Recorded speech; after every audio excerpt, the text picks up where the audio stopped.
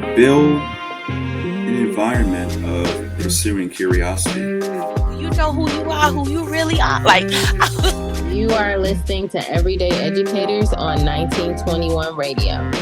Everyday Educators, and we educate every day. All right. Here we are. Clapping it up out there. Let me hear it.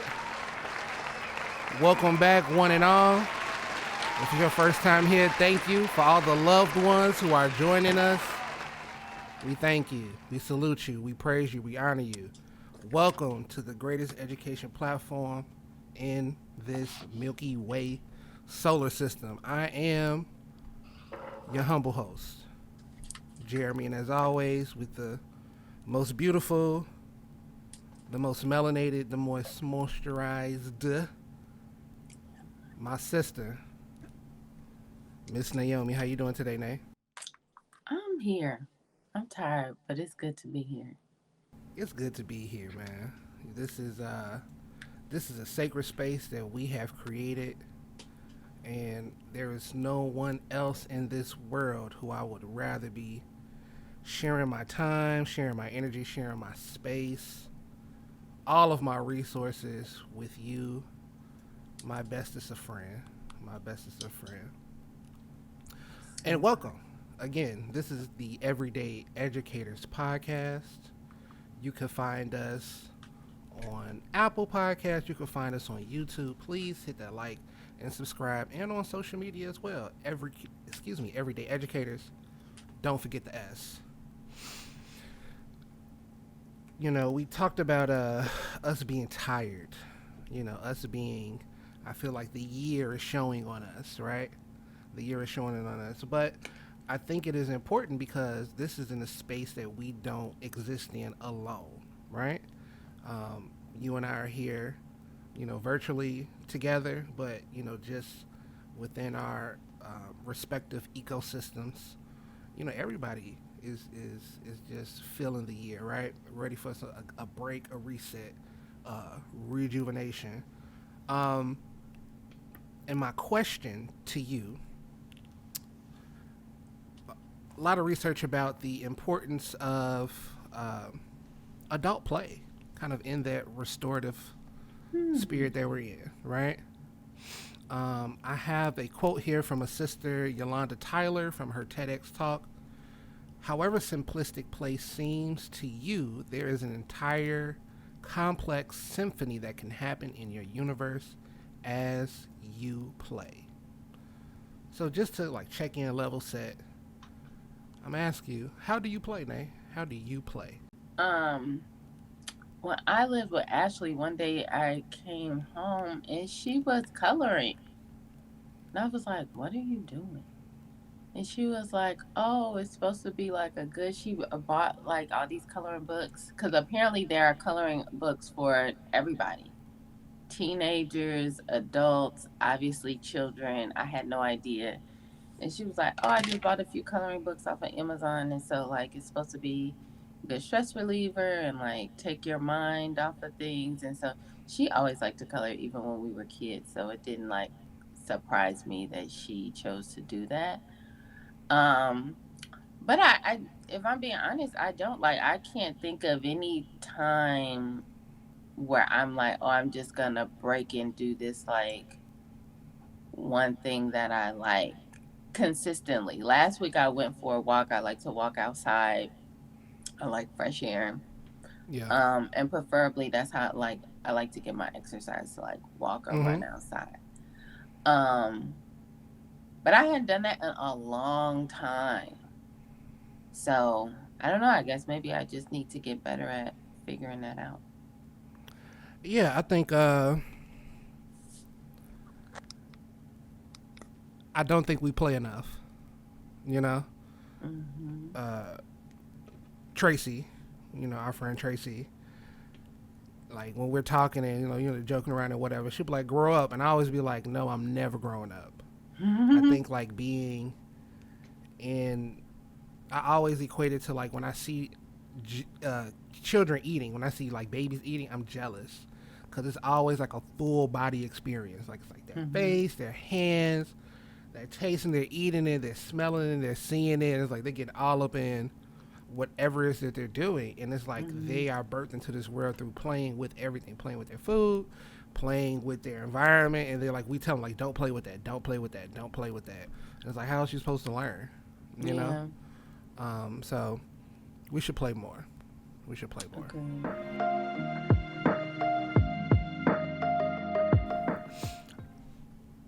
Let's get into actual factual, right? And for those of you who are just joining us, actual factual is where we cover something in the news. And so this is our first actual factual follow-up. We got a follow-up. Okay. And it comes to us from Rafael Pena or Pena. I don't know how you pronounce it. You know, pardon me if I am jacking up your name. I am prone to do that. Via blackenterprise.com. So recently there was a bookstore that opened in Tampa Bay, Florida, called the English Bookstore by a sister named Gwen Henderson. She is Tampa's only black city council member. And so this connects back to our episode 12 on banned books. I know. Councilwoman Henderson states the Black English Bookstore is a sanctuary for banned books. The bookstore is named after a James Baldwin essay and aspires to be more than a bookstore. Henderson envisions that it is a space where black authors are not confined to a single shelf but are celebrated and showcased. So when I came across it, I was like, oh man, we just kind of covered that. So, you know, to everyone out there, A, keep reading. B, if you are looking for, you know, something that you might not find, you know, at your local library, you know, and you're in the Tampa Bay area, please check out the Black English Bookstore. So our next story, you know, we haven't had two actual factuals in a while. But I was very inspired from the work that I was doing yesterday in our fellowship, and I decided to bring it here to share with you. Comes from Dr. Asif Wilson. He is a professor at the University of Illinois, and he has an article titled Curricularizing Social Movements.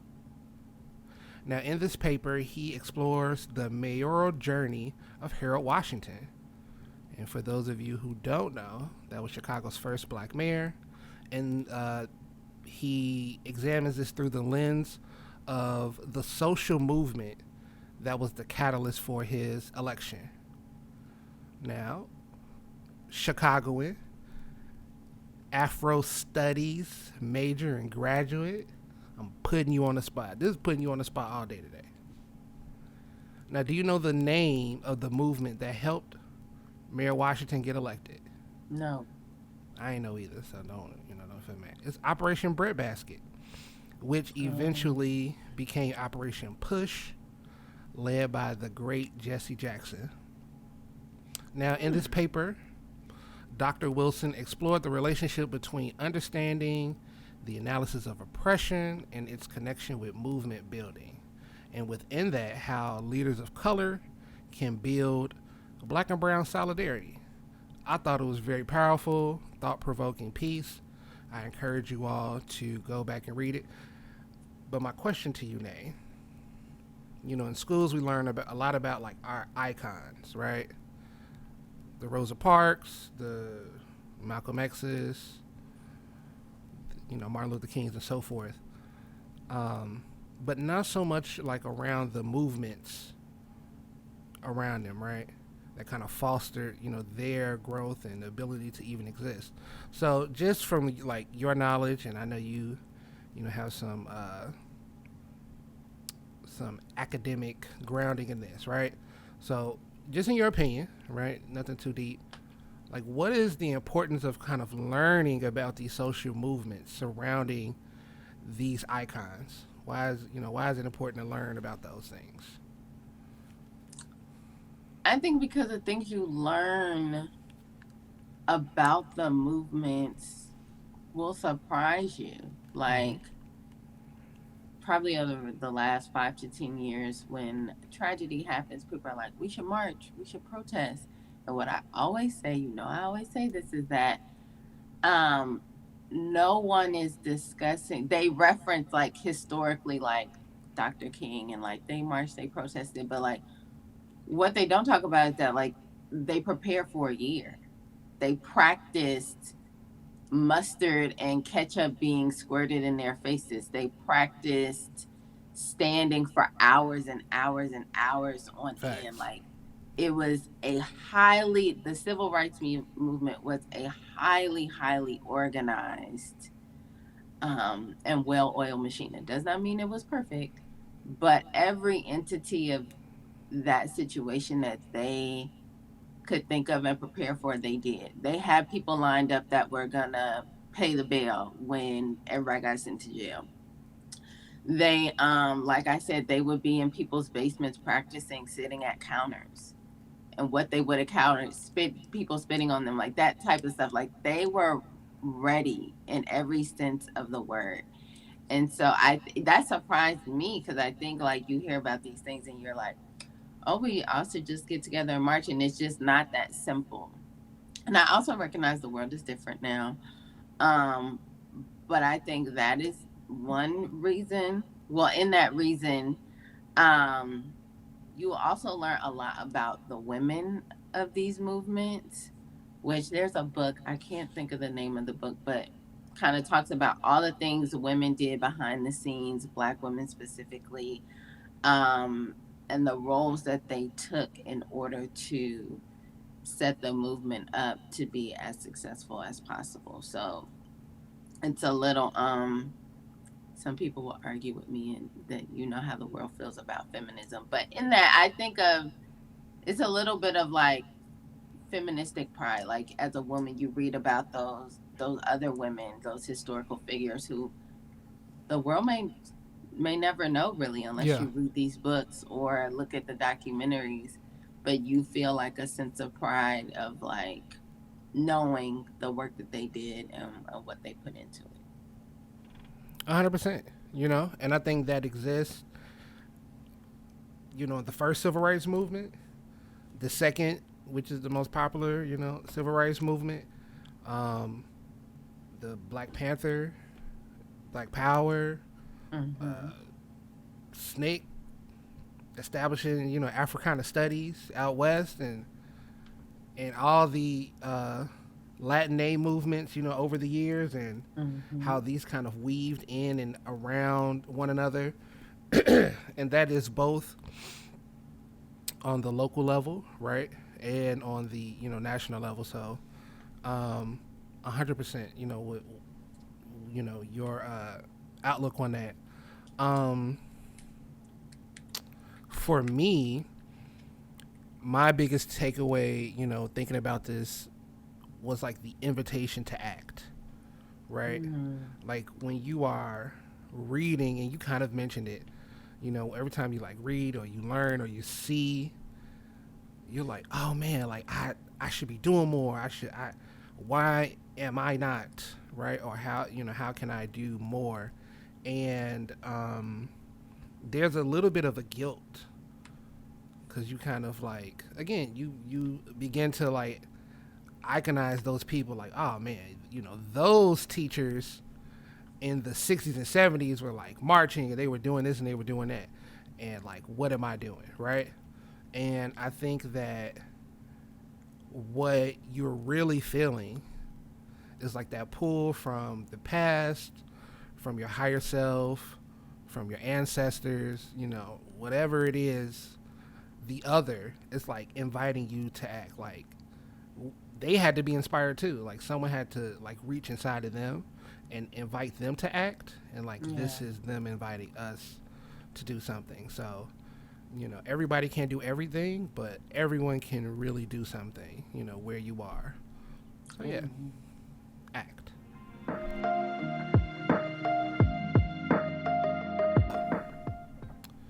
This is all in good fun. a few questions, 8 questions, some multiple choice, you know, some not. And let's just see. It's all about college. All about college. Question 1.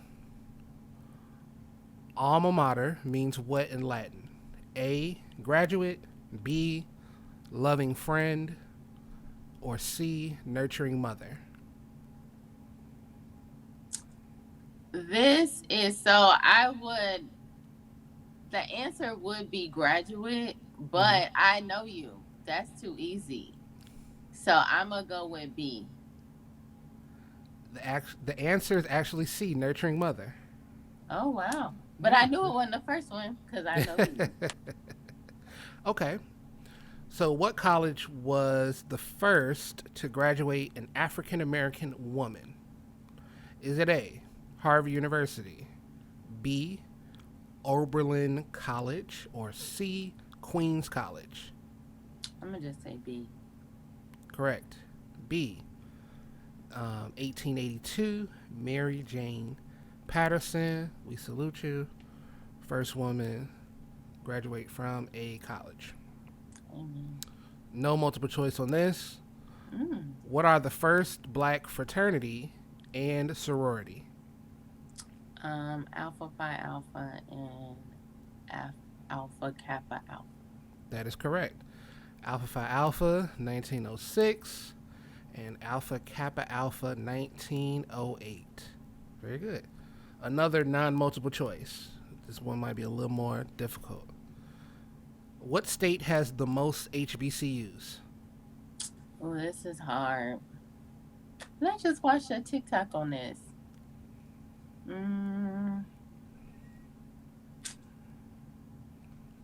Think about where they are, where most of the HBCUs are in the country. I am just going to go with Georgia. I don't know if that's right or not, but... Yeah. Okay. The answer is Alabama. You know how many they have? You want to guess? 10. 14. 14. That's a lot. All right. Turning up the heat a little more. This is probably the most difficult question. Which HBCU has the most students? This is annoying because I feel like it's going to be one that... It's not going to be an obvious one. No, it's a popular one. It's a popular Oh, okay. one. It's a popular one. The most students. Mm-hmm. I give you a hint. It's East Coast. It's not in Alabama, not in Georgia, not in Florida. Is it Howard? It isn't Howard. It is North Carolina A&T. Oh, A&T really? with over 13,000 students. At what, currently? Yep. Mm-hmm. A&T. Oh, shoot. And like the past, they've been going strong for a while. Are they the Aggies? Yes. Yes. They are popular. Agriculture. Yeah. That's the A in A&T. All right, layup. This is the easiest question. Vice President Kamala Harris attended which HBCU? Oh, I thought it was a layup. My bad. It's one of the H's. I don't know which one though. If it's Howard or Hampton. Pick H. So I'll pick Hampton since I picked Howard for the last one. I appreciate that. That's the real HU, and we could fight in the comments. But Howard University is the answer. Oh, okay. Howard University. So, these last two are multiple choice, right? This is probably the most difficult question here. You know how I SNCC. feel about multiple choice questions. So. SNCC, for those of you who don't know, I know you know, Nay. The Student Nonviolent Coordinating Committee was founded on what HBCU campus? Is it A, Florida A&M? Is it B, Shaw University? Or is it C, Jackson State University? I'm going to go with Jackson State. It was B, Shaw University. I've never heard of that school. Yeah, Shaw University. Bonus fact, this was the first HBCU established after the Civil War in 1965. All right. Before Nate beats me up, we have the last question. HBCUs graduate what percentage of all black judges? Is it A, 80%, B, 37%, or C, 64%? 64%. It is actually A. 80% of all black judges Oh, have graduated from an HBCU. Oh. And yes, our wonderful daily cup of joe.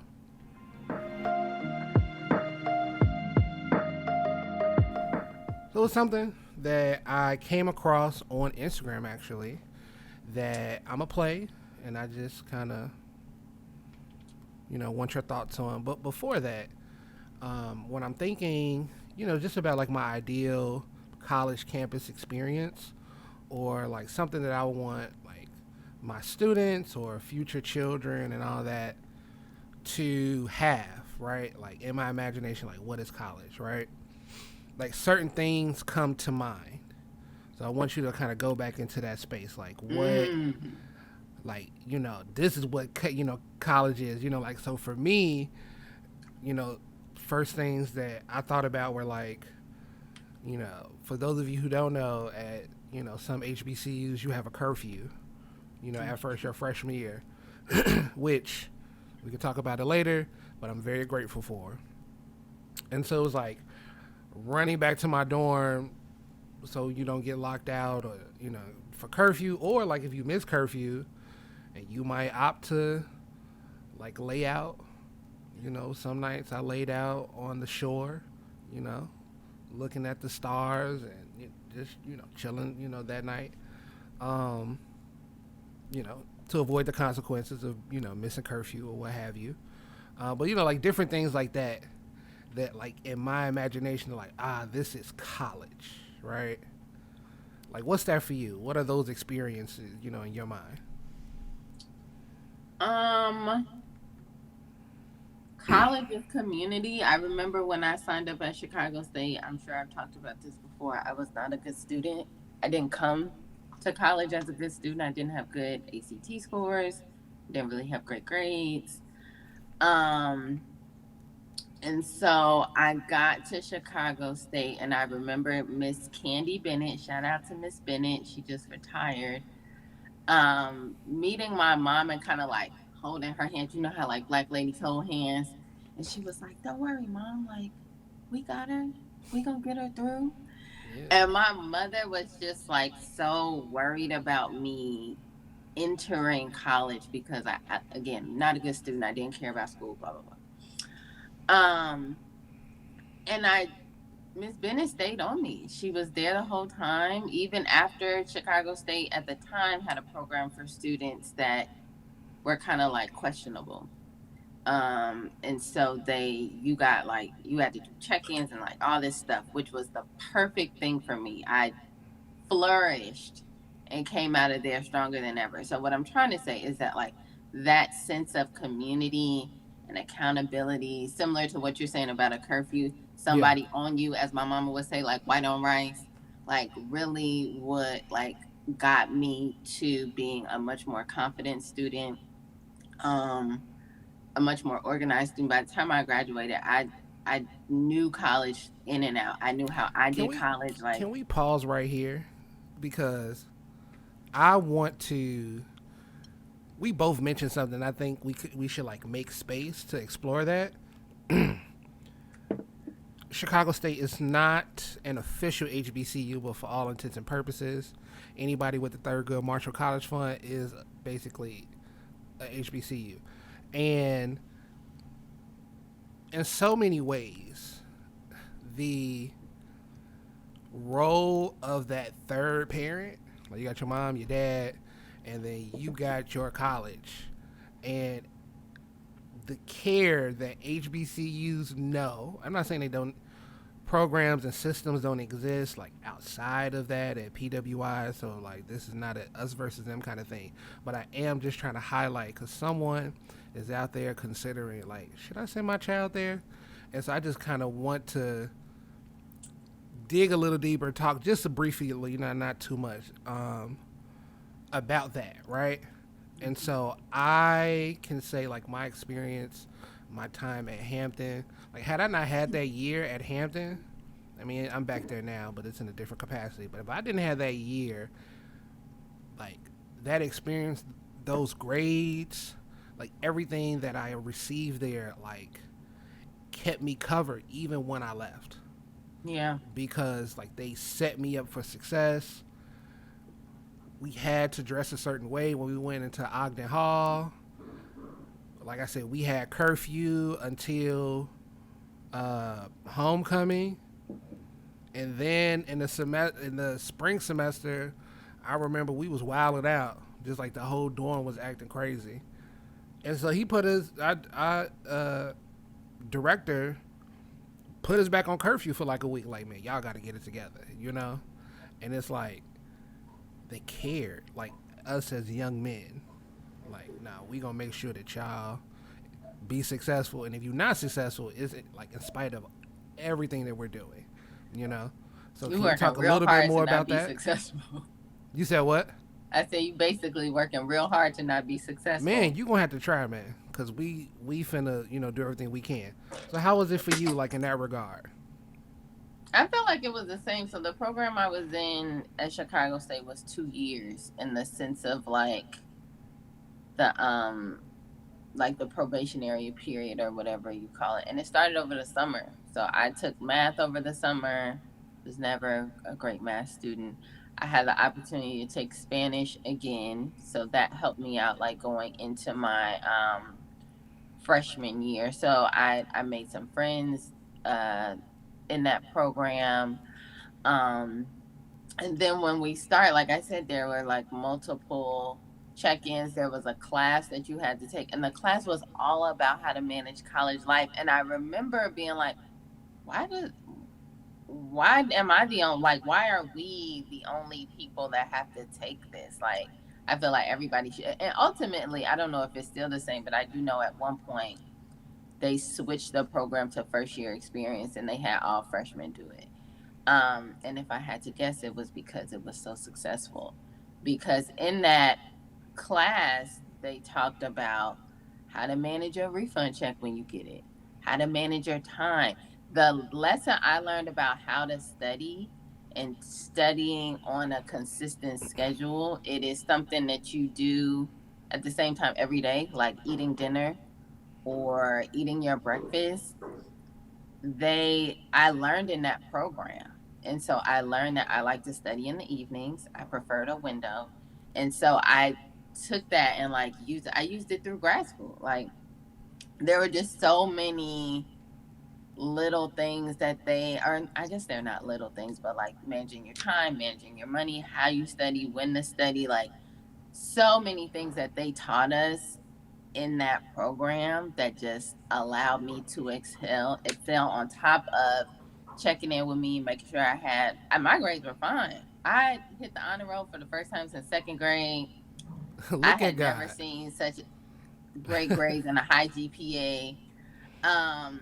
And once the 2 years was over, I was fine. Like I didn't need anything. Or was it 2 years or a year and a half? I can't remember. But once the program was over, like I didn't need any. I mean, I still had it. Miss Bennett was around, and so I could go and talk to her and see her. And there was another woman, Mrs. Yazdi.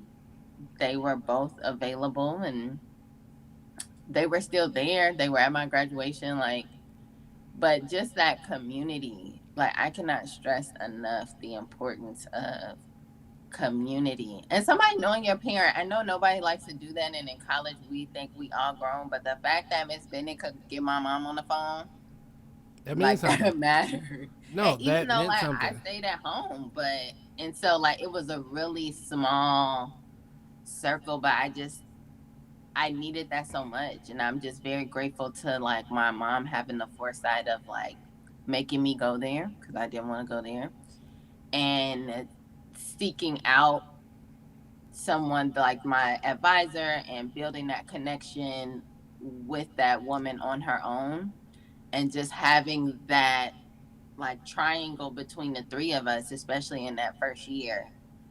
I would argue like changed the trajectory of my life. Like I could have Come on. been like not failed out, like not having my stuff together, like all that stuff. And I saw other kids who had much better grades than me, much smarter than me, like at the end of the semester have terrible grades. And we're Yeah. sitting in the caf, as they call it at Chicago State. I don't know if they still call it that. They do. Everybody's looking at their grades, and I'm cool. I'm good. And these other kids that they went to better schools, like everything. They are now got the probationary letter. No, so as I was saying, to your, previous point of, being in the CAF and, those students who just have a different background, right? And they weren't in that same program and thus did not get similar results, right? So, little bit about me. It took me 8 years to get a 4-year degree, right? I left Hampton. I was running around chasing my friends at different schools. I was trying to get this thing called a refund check that I didn't, know of. I didn't know anybody who had a refund check at Hampton. I'm sure some people did. It just wasn't as like prominent, like everybody getting one. And when I left that supportive environment, yes, I definitely know that, my decisions were the biggest factor as why it took me so long. But also, it's like I needed more support, because I was so immature. And it wasn't until year 6 when I was like mature enough to be like, I should probably take this school more serious and stop signing up for accounting 101 for the 7th time. I took it 6 times. So, to your point, right? Like students need those support, and to land the plane, HBCUs, they provide a lot of that. So, Yeah, the assumption that because a student has good grades and they got good test scores that they would be able to navigate all that college is and isn't is like wild to me. It was wild to me then. It's even more wild to me now as an adult that I don't work with teenagers exclusively or even regularly, but I see them. I work on a school campus, and so it's like, how did I mean, just think about all the support you need at your big age. So at 18, you like, nah, you got it, dog. Go through your thing, 21. Like, what? Like, no. It's nuts. All right, so that was the introduction to this clip that when I heard it, I was like, ooh. Oh, you gonna play a clip? I'm gonna play. Come on now. We podcasting up here. We big podcasters. You feel me? All right. So listen up. Gotta set my levels for the vocals. All right. Listen. I do not believe people when they tell me they miss college, because I don't think anybody actually misses college, bro. I think what most people miss is experiencing a walkable community. Because if you live in America, college is probably the first and last time you will ever live in a walkable community. On a college campus, you can go work, gym, food, home, friend's house, dinner, home. And that's just a casual 2-hour stretch, right? Like a 6 to 8 p.m. on a Tuesday evening. But that's because college campuses are built for human engagement by humans, whereas the general world we live in is built for corporations and cars. The greatest trick corporations ever pulled off was finding a way to legally tax every single social interaction you will ever have, right? And I call it's like the silent tax, right? The gas drive park tax, right? Where basically anywhere you want to go or do is you have to drive there, use gas, and park at that venue, right? And it turns something that would have been, like we were saying earlier, just a 2 hour social, social trip, wrap everything up and go right back home, into a 12-hour experience that you're going to have to set aside your entire weekend. Whole It's almost day. like the silent taxes made being a well-rounded member of your community so outrageously expensive that people are forced to just pick one dimension of community building and make that their entire personality, whatever that is, whether it's work, relationships, religion. I think that's where we get a lot of this behavior that we're seeing on social media from, right? Is basically people having to make these really hard decisions like, dang, I don't have the time, effort, and mental health to be a good family man, friend, employee, go to the gym. Well, I guess I'm just going to be, I guess I'm just going to build my whole personality around the gym and find these voices in my head, right? Back to the main point, right? Long story short, you don't miss college, you miss communism. All right. So what do you think? He's not wrong. Like, I think about when my mom, obviously, like everybody has, your parents have friends that are like your aunties or your uncles or whatever. But my mom used to always say, like, college is the one place where like everybody's trying to do the same thing. You all are roughly around the same age. You are, depending on where you are. At Chicago State, mainly everybody was Black. It was a very Black campus. And you are all in pursuit of the next big thing, which is your college degree. And so that she was like, you need to recognize that community. And I bring that up because it's like the friends she made there are like still her friends now, like 50 years later. And so she was like, that community is very important. And I remember like most people do, kind of like rolling your eyes and being like, whatever, like I'll find friends. But as I'm well over 10 years out of college, and I think about that, similar to what he was saying, like I think about that time, and like everywhere I looked, somebody was like my age, but they're into something different, or they're doing, like, you just have like so many avenues of like expanding yourself and getting to know other people. And Chicago State was unique in the sense that like they had some what we call non-traditional students. So I also think that was a benefit in the sense of like, you got people that work full-time jobs, they raising kids, and then they are in class with you at 6 p.m. and they are far more serious and a much better student than you. And you look over like, dang, like I gotta try harder too. Like that kind of like push or reality check you're able to have there. So again, the theme of this episode seems to be like community. And then you come out, you go, you get your car, you get a job. And he's right. You look up and you don't have the capacity to do all these different things. And so you are, unfortunately, like limited. And then you add another layer and you move away, and it makes it even worse. I know. I mean, college brought us together, right? That's how we got here. For me, I think about the built environment. So, story time, guys. When I was young, I loved the famous Jet Jackson. Rest in peace, Lee Thompson Young, a.k.a. Silverstone. And for those of you who don't know, he was the show was centered around this, Black teenager who was an actor. And on the show that he acted on, it was very meta, now that I'm trying to say it, but like he was an actor in the show, like a real famous actor on the show. He played like a teenage spy called Silverstone, right? But the show was about like him kind of getting overwhelmed with the Hollywood life and moving his whole, show and production, family, everything to this town in North Carolina, which, as I reflected on it, I always like saw myself living in North Carolina, and it was probably because of this show. And I was disappointed when I found out Willstead, which is the town he lived in on the show, wasn't a real place. Kind of like Tragic. What's the show? The one we talk about, like college. I'm blanking on it right now. With Whitley.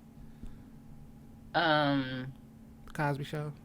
Yes. Why can't I say the name of this? A Different school? World. Yes. A Different World. When I found out that wasn't a real school. Anyway, but yeah, like I saw, in the city in the car all the time, and like on a bus, when I was in high school. Like, I saw this kid, this person just kind of like living his life. And now as an adult, I was envious of not having to like spend thousands of hours in a car, thousands of dollars in gas, hundreds of dollars in parking. Like, I could just like walk to the show, walk to work, walk to my homie crib. It was just like all right here. And I think about like how he mentioned in the clip, like when you go to college, it's right there. It wasn't no DUIs. You just walked home, or you stayed, at the couch at the, at the Q house. Shout out to the Qs out there at Eastern, if you know, you know. But man, it was just like when, yeah, I don't have to go too deep on it. But I thought about it and I was like, huh. And then among other things of like why I believe people should go to college, and I do believe everybody should go to college. It was really like that integration of like what and how we educate ourselves, and that like dictating like how we function in the rest of our life. Like, to your point, you learn how you study, and like you're studying something that has great utility, right? Major in African American studies, and like that was like the center point of your life, and then everything else was like built around it, Whereas like now, we ask people every week like what they want to learn more about and what they read more about, but it's like, bro, I gotta work, or I gotta try to squeeze in this time to work out, or I ain't talked to my friends or seen anybody in months, so I gotta find time. Whereas like when you in college, like I'm in school and I'm finna go study, and then like everything else is kind of built around that. So you just sit in the caf and wait. Like, people gonna walk. People gonna walk past. This is what I'm saying, and maybe that's why I like the shop, because it's like I could sit in there and I don't, for the most part, like in a week, maybe not in a day, but in a week, I could just sit there and everybody who I want to see, I could check in with. So, what a blessing. Except you. But we have this. So, as an outro, I want us to set some intentions for the week. I'm going to challenge you, right? I need you to name one way, big or small, long time, short time, but one way that you will play this week. I don't even know. So I'm going to let you think about it. So I said, I'm going to spend some time with our godson